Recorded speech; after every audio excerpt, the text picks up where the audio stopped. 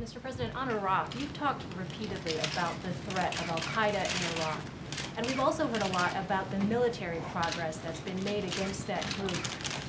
Can you tell Americans how close the United States is to declaring victory against that group? And if you're not able to do so, does that suggest that your critics are correct, that this war cannot be won militarily? The Iraq situation cannot be won by military means alone. There has to be political reconciliation to go with it. There has to be the emergence of a democracy. That's been my position ever since it started. Al-Qaeda is still dangerous. They're dangerous in Iraq. They're dangerous elsewhere.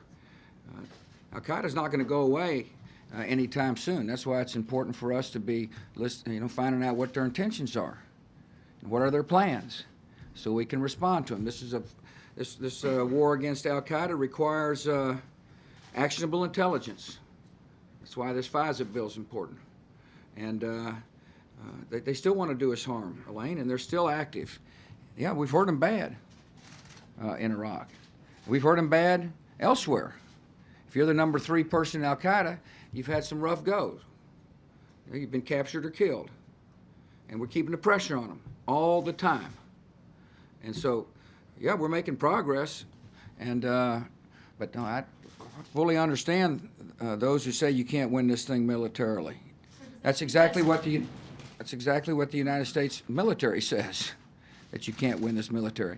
That's why it's very important that we continue to work with the Iraqis on economic progress as well as political progress. And what's happened is in Iraq is there's been a lot of political reconciliation at the grassroots level.